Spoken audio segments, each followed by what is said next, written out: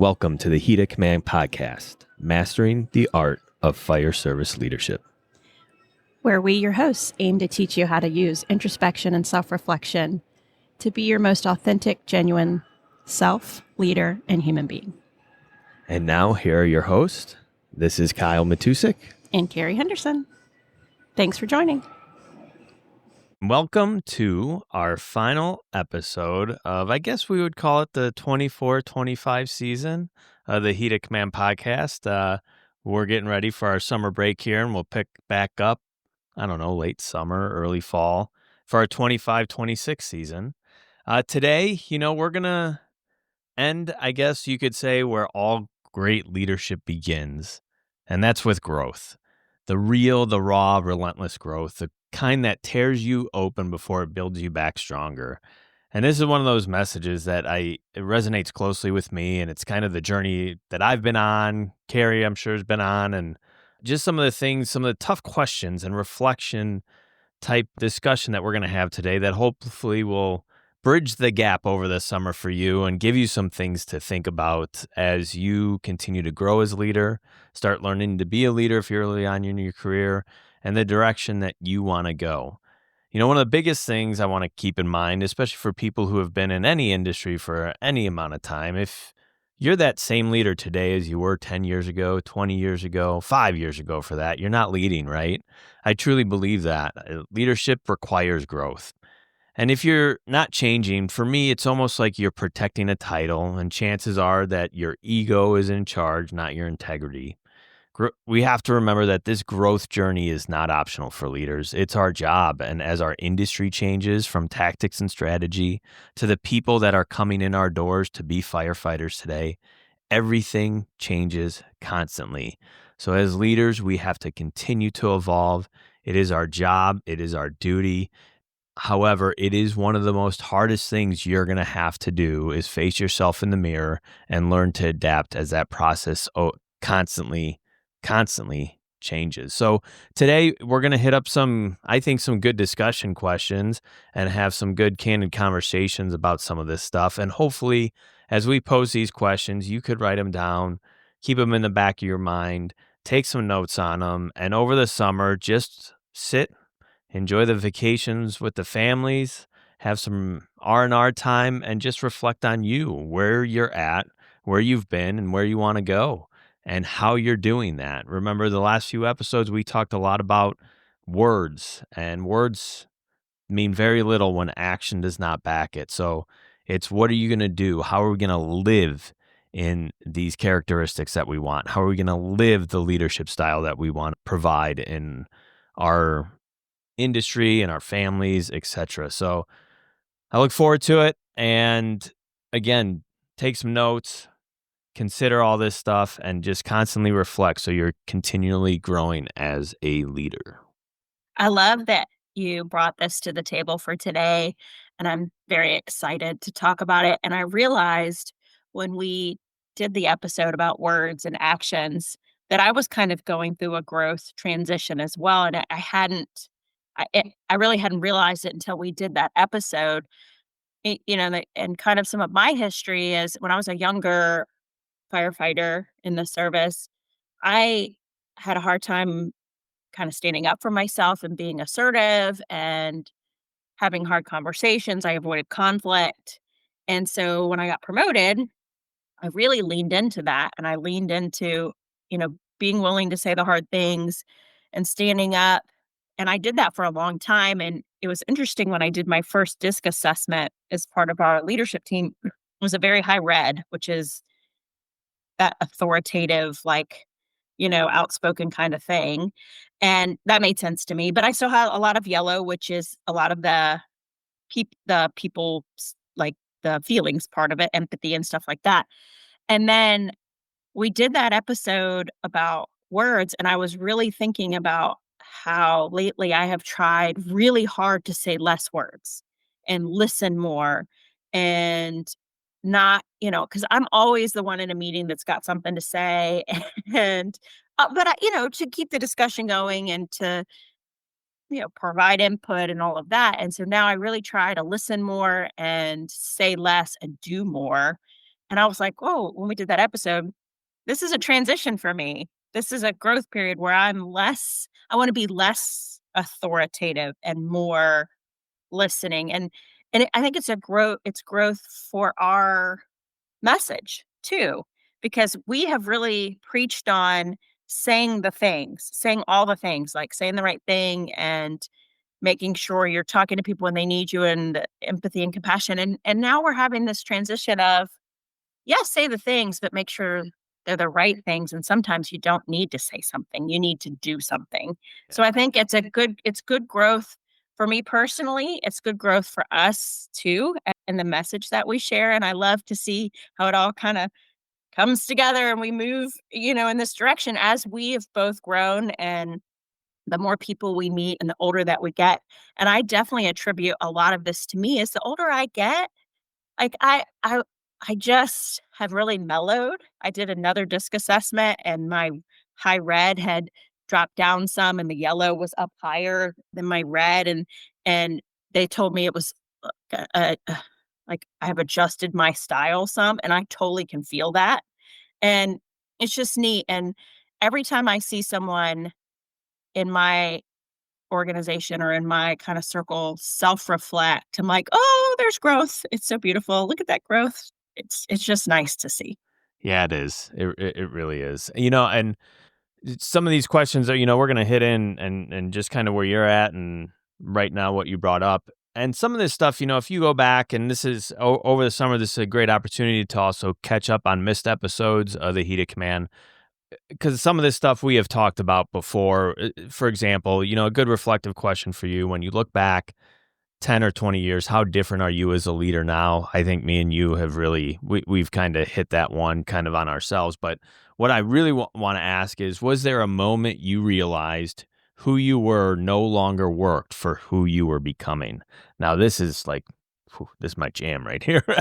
But it is such a good question. And it's really something to think deeply about who you were to who you were becoming. And what was that moment you realized what you were doing was no longer worked for what you wanted to be?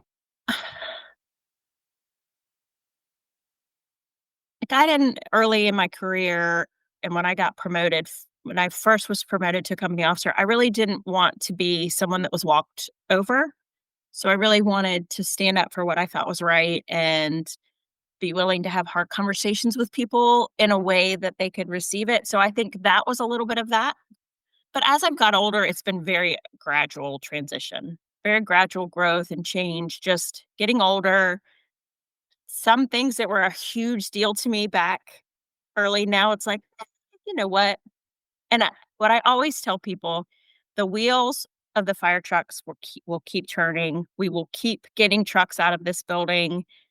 Sometimes it's hard, sometimes there are challenges, but we will keep serving the mission. And so in the grand scheme of things, a lot of the issues that we encounter to me are just not a big deal anymore.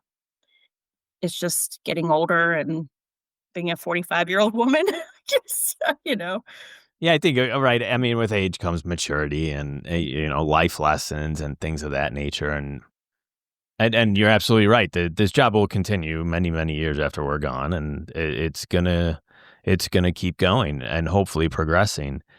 For me, I look at the specific moments, and I think the biggest moment for me was becoming a dad, where kind of everything changed in a flash. And I think as you become a parent, things change.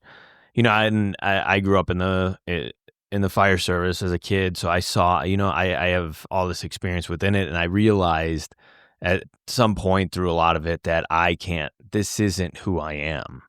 And I was going down that path like this is, you know who I am. That's my full identity. And when I realize that I'm no longer that I believe I'm much more than just a job title. I think we all are. I think everybody in this profession, you're much more than a job title. You're much more than a firefighter.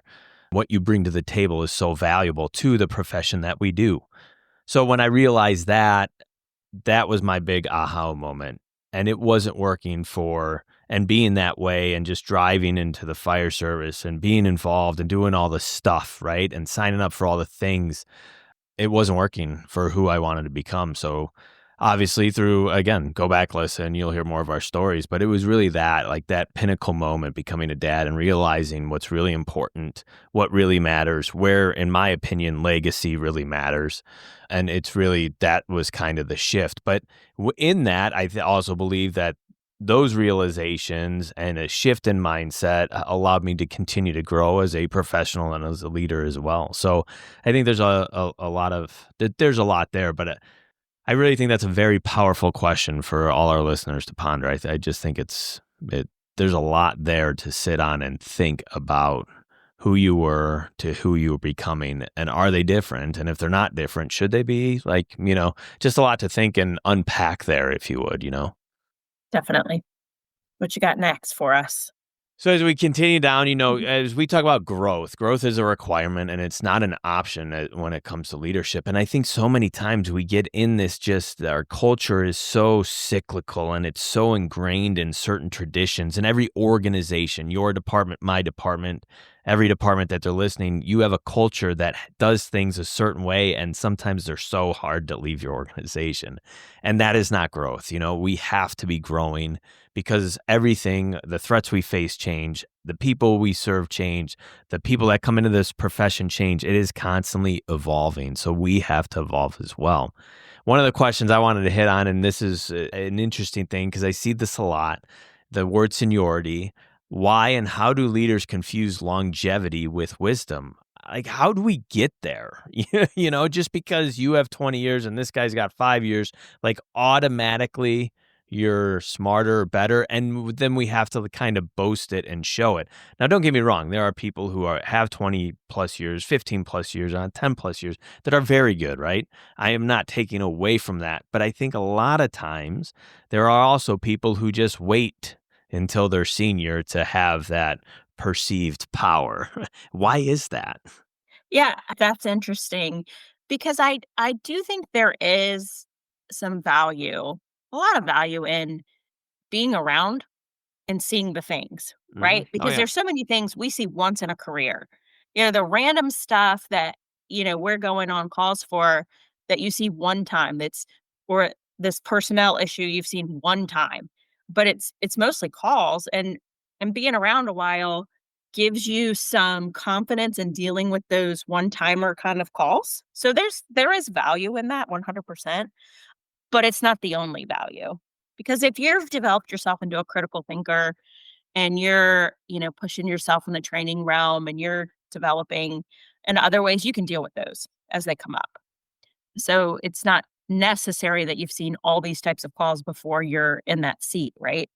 So it is very interesting organizations that put such a high value on the number of years you have been somewhere. And we talk about this a lot in our department because every department across the country is new, right? Your people have not been there very long because Right. people aren't staying. Yeah. So if you still have requirements where you've been there a certain amount of time before you could do this or this or this, that's hard because you don't have people that have been there that long. And so you're limiting your pool of qualified applicants just based on some random number that you have picked. Yeah. So we talk about that a lot and have to explain that a lot when we've taken away some of these time requirements because if you're limiting all these people, it could put you in a bad spot long term in your department for who is eligible for promotion. And I get it. You guys are in a different ballpark than us with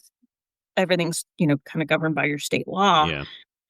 So I don't know how that plays out for you, but for us, there's not a lot. We try to keep some of those time requirements in there basically, to make sure people are comfortable where they're at and with what they've been doing. But, these random numbers that you just come up with, like, oh, you have to have been here this many years before you can drive a truck or you can be promoted or you could be at the slowest station and have seen nothing, or you could be at the busiest station and seen twice that much. Right. It's arbitrary. Yeah.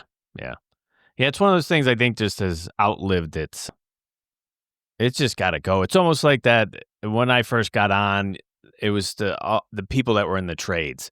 And I'm like, how does a plumber who knows how to sweat copper make them a better firefighter? Like, somebody just explain that to me, because it just didn't make sense to me. I get that you're good with your hands and you've done plumbing or roofs or framed a house. Like, cool. You understand one very small aspect of the job, maybe building construction, but there was just such this um I don't know what word I'm Like looking a lot for. of weight placed on it. There was, and it made 0 sense to me, and I'm like, Why? Like, they have coming into this profession, they have the same amount of education that I do or went through the same training I did. Like, why are they a step up or 2 steps up? It doesn't make sense.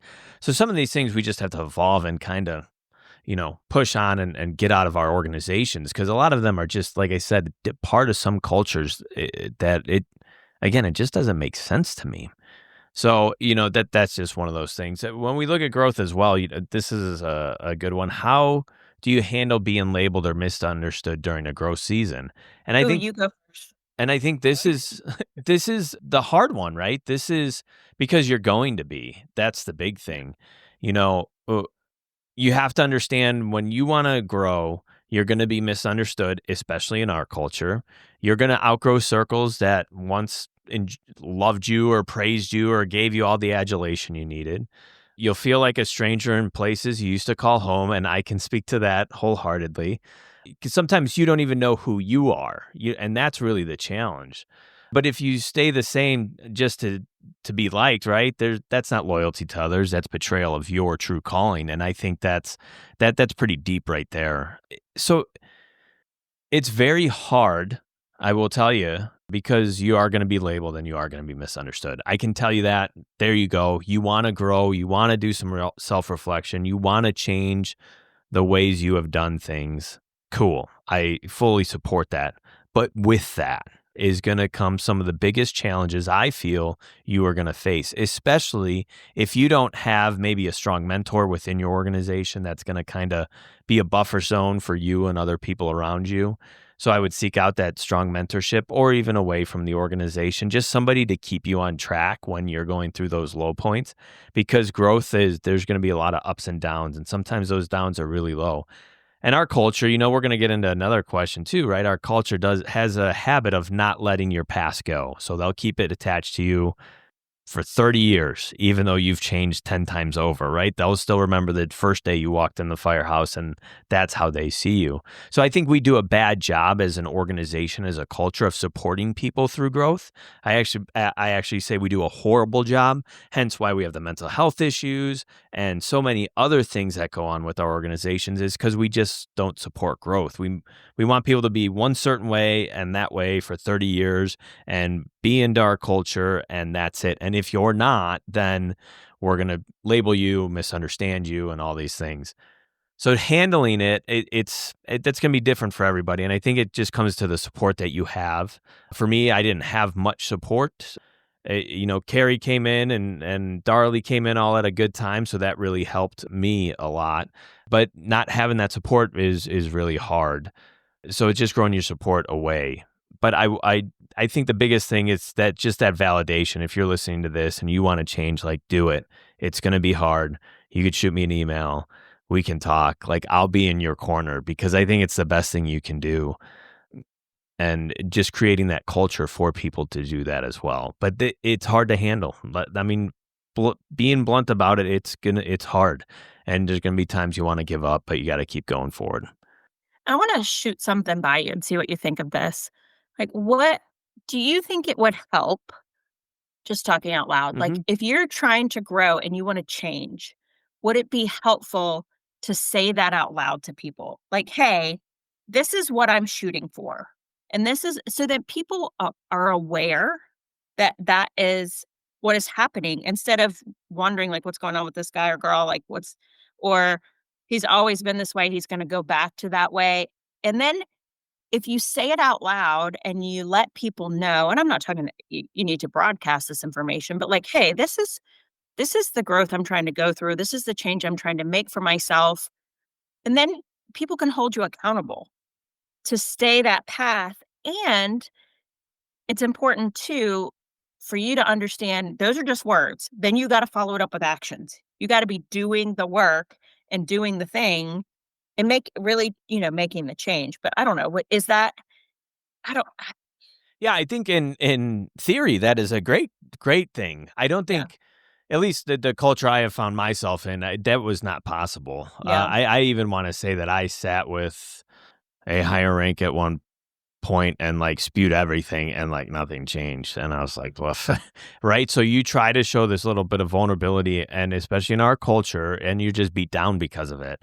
And it's just not highly supported. Or, like I said, you're just, no matter, once you're pegged as something in our environment, that's it.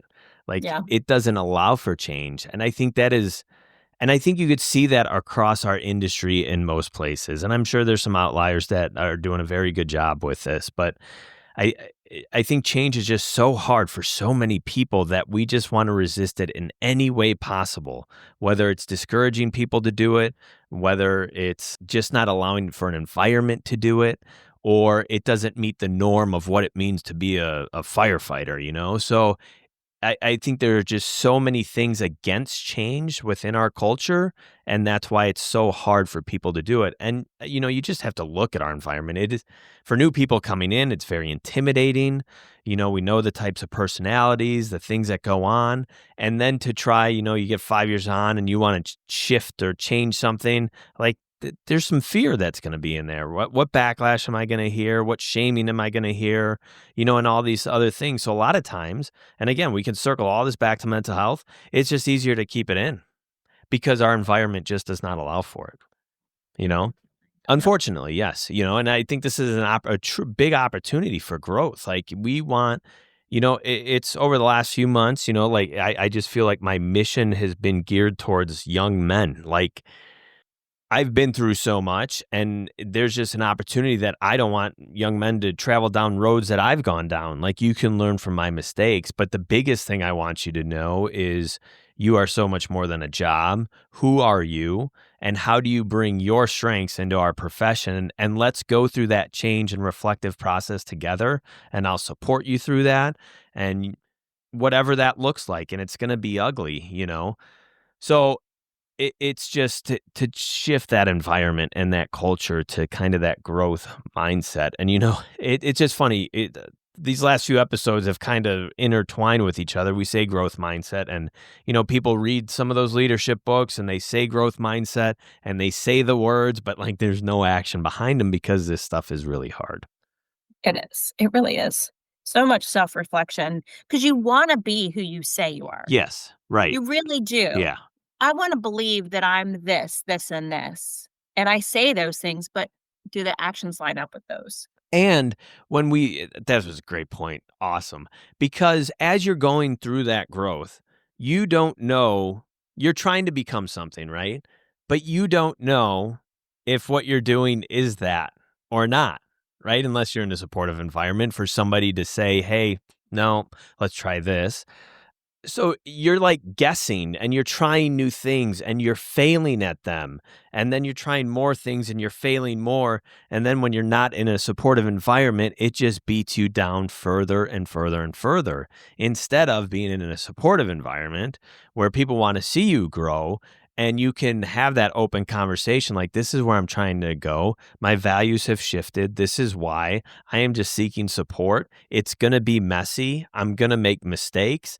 I don't know what I don't know yet, right? And so we just have to welcome that and allow that within our cultures to understand that, hey, people are going to grow. They're going to try things, right? Put actions behind those words, but understand that you're going to fail at a lot of things and it's not going to make sense and it's going to be messy. And I think that's where, like, that it's very hard to grow in our environments because as soon as you make a mistake in our culture and our industry, what do people do? They find that mistake and they beat it, right? and they attack you. And it's like, dude, I'm just trying to do something. I know I made a mistake. Like, I'm trying to do this. Or, one of the big things I did, like, I was signing up for a lot of things and I started quitting. Well, my organization started calling me a quitter. Little did they understand, like, I'm trying to figure out who I am now. And some of these things aren't sticking. Sorry. But it's just so interesting and how we can just shift our mindset on growth and being making better human beings, as I think we've said numerous times, making better human beings makes better firefighters. Hands down, I'll argue with anybody on that. So if we focus on that and really get people's strengths and their truest identity within our profession, like, bam, we are going to be awesome. But we're afraid to go down that. And I think a lot of people are afraid to go through growth because they're afraid to look in that mirror and really examine some of these things that we're talking about and looking at what growth looks like. And they're like, "Nah, I'm good. I'm comfortable. This is who I am. This is who I've been. I'm driving for this legacy in this profession. Like, I'm good. I want none of that." Okay. Right. I get that, but there's something more behind that. And then it's just like self protection. So we're just going to stay the course. Yeah. I don't know. There was a lot there. But yeah, this is like just some very passionate stuff because like I said, we should always be advancing and growing as people. So, kind of to hit on as we look at supporting others who are growing, looking at how do we as leaders avoid shaming people for who they used to be? Mm, that's tough. I, I'm a forgiver to a fault. So as soon as you start showing me your other side, I'm all in. I'm Yeah. like, yes, woo, yes. But I am probably n- definitely not the norm. So it's hard for me to answer this question. I also feel like sometimes I'm a good judge of character and a good judge of kind of how the outcome is going to be when I meet somebody. And so on the flip side of I'm very forgiving and all that stuff is sometimes I've pegged you from the beginning, right? As I knew that this was going to be the outcome, so it's hard. And I think too what happens is so you've got this stigma of whatever it is on you and you're fixing it and you're going everything's going good and you have one slip up and people go, "Aha, there it Yep. is. Yep, there it is. Mm, Yep, see? You're that thing again." yeah. So that's so, so hard. It's so hard. I think for people who see growth happening in others, I think that becomes intimidating for them because maybe they're not doing it or, that starts making them feel some of their own insecurities because growth could be intimidating as well, right? Somebody's going in a new direction for whatever reasons and they're generally at peace, they're happy, and you're like, what's going on? Because sometimes around those tables those conversations are often negative and stuff. So yeah, it's interesting. And I think when we look at you brought it up earlier, how do we avoid shaming people for who they used to be? And I think if we had that culture where people could come up to us and say, "Hey, you know, this is where I've been, this is where I want to go. I need your help." Like, cool. Like, Yeah. I will be the buffer then. Yeah. I will be the one to shut it all down. You stay the course. Yeah. Like, and all the noise you hear, it's noise. I'll deal with it. And And so, that's when you have to have a cheerleader too, yeah, like, absolutely. to tell your success Yeah. story. Yeah. Yeah. Like, you don't see what's going on behind closed doors, but he's not gonna sit here or they're not gonna sit here and spew every detail of their life as they're going through something. But yeah, as a leader, I think it's important that if you start recognizing some change in people, negative or positive change, well, it needs to be approached. And if people are trying to do something in a different direction or change kind of who they've been, it's time to address that and again, be that buffer for them. Be that cheerleader, as you said, and be that person that's going to carry some of that, you know, backlash that they're going to hear and take it, and shut it down, especially as a leader, and just don't allow it. Don't allow it in your organization, period. You know, and, we're supposed to, again, let's intertwine more episodes. We're supposed to be this brother sisterhood, yet we don't want people to grow. It's like, it doesn't make sense to me. And we could be so much better than what we are. So much better. And think about this is go way left field. That's all right. We're in an organization full of people that are from trauma backgrounds. Right. We don't trust to begin with. Mm-hmm. So you've got Exactly. somebody that wants to change and is trying to change. We don't trust you. We don't trust you that you're gonna do that.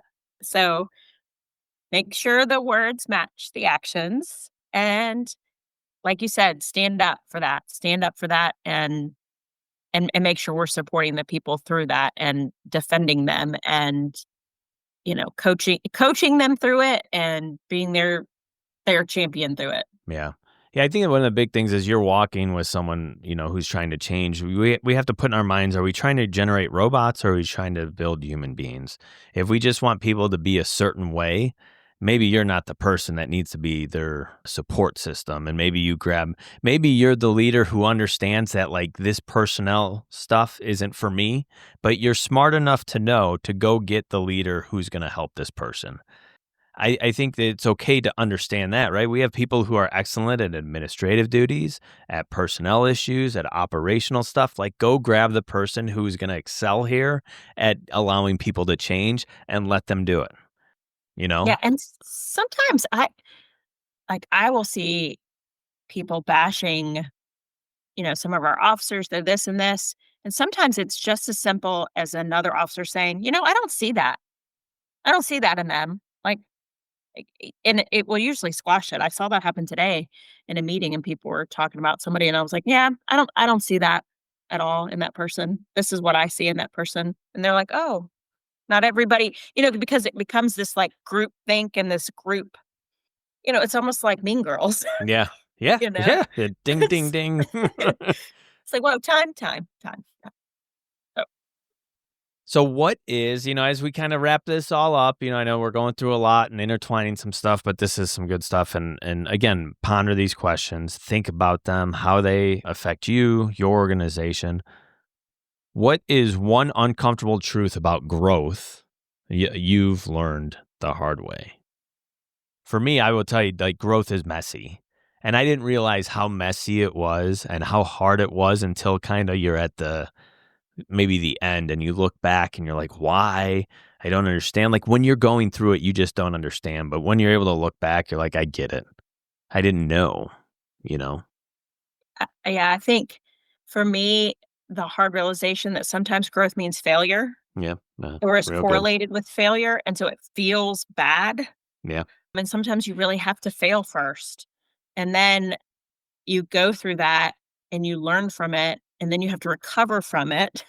So sometimes that's how it has to happen and you have to accept that and you have to get over it and you have to move past it. That was awesome. That was like perfect to put it that way and to say that. Hopefully we're not scaring people off from wanting to change and grow just by telling them how hard it is and stuff, but Well, I want people to know we've been there. yeah, right. Right. We have been there and Yeah. I've seen so many great, great, great leaders fail Yes.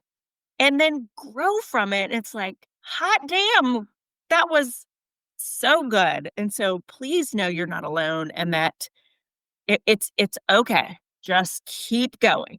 Just keep swimming. That's from Dory. Just keep Mhm. swimming, right? Yeah. Yeah. I got two girls, right? On the flip side, I like what you said, just, you've seen the people who have failed and become great leaders. And I'm sure you have seen this and our listeners have seen this. I've also seen the people who have the potential to be great leaders, but they won't do this. They won't try to grow. They won't self-reflect. And you just want to go shake them and be like, dude, you have great potential, but you're such a jerk. Stop. Like, let's have a real conversation. I'm going to call you out, but I'm here because I want to see you grow. You're not going to like what I have to say. Cool. You could say it back to me. I don't want to, I'm here for you. I want to see you grow. And I'm sure like I can brush up my approach on some of that stuff, right? I'm still working on things, but like to have that real conversation, we talk about those hard conversations. These are at that where you can sit with someone and be like, you are terrible here. People don't respect you for these reasons, but you have this potential that everybody sees and everybody wants that, but you're so far gone in these other areas that nobody respects you. Yep. And it's like, because we won't do this, because we won't self-reflect, because our words don't meet our actions, because we won't grow, because we think we're so, you know, single directional in our culture that we have to be one certain way and that's it. So do Yeah, this. and I think There's this misconception that the great leaders out there are great all the way around. I Yes. promise you that every single great leader out there has something that they are sucking at Hmm. and that they need to grow at, and they may be trying or they may be not trying, but I promise you, don't hold yourself back because you think I'm not that because I don't have it all together. Everybody's got something. Yeah. So, final question for you. What's one question every leader this summer should sit with during the break? Mm, that's a hard, Kyle. What should you sit with this summer? What do I suck at? Well, I love it. That's And what can awesome. I do about it? Yeah, there you go. I like it. Mine would probably kind of be the opposite. Who, the question I think you should ask yourself is, who am I? Beyond all your titles, beyond your job, who are you? What are your values? And how do you bring those into your organization? Because that's what your organization needs. So, who are you is the question I think you should sit and ponder. Yeah, that's better. Yo, That's yours is better. still good. I think there's a lot of value in that. I think to be able to ask where you suck at will allow you to see who you are. I think, right? Because if we can have that type of humility with ourselves and be like, or go sit with your close people or your boss and be like, where do I suck? Go ask somebody else. And don't get mad at them when Right. they give Don't you get the mad at answer. them. Like, be brutally honest with me. Where do I suck? And then how can you help me improve there? Like, that's a good follow up question, you know? Yeah. Yep. So, as we take this break, enjoy your summer and just ask yourself, where am I growing? What am I resisting? And who am I becoming? It's not just doing leadership, it's living in it. It's the actions behind it all, growing in it and being forged in it. And when you return, return in your new self, return wiser, quieter, like Kerry says, bolder and changed. And that's what it's all about. This life is about growth. It's about learning. It's about transforming. And we can bring every aspect of that into this profession. Amen. All right. That's true. So, well, enjoy your Well said, summer. Kyle. What? I said, well said, Kyle. Enjoy your summer. Have fun with the family, the beaches, but stay safe. And, hopefully a few exciting changes as we kick back off late summer, early fall. So until then, catch up, ponder these questions, and we'll chat soon. See you next time. As we wrap up another episode, this has been Kyle And Kerry. from the Heat of Command podcast. Thank you, as always, for listening. Please make sure to follow and subscribe on Apple, Spotify, and YouTube. And as always, we love the feedback. Keep it coming. See you next time.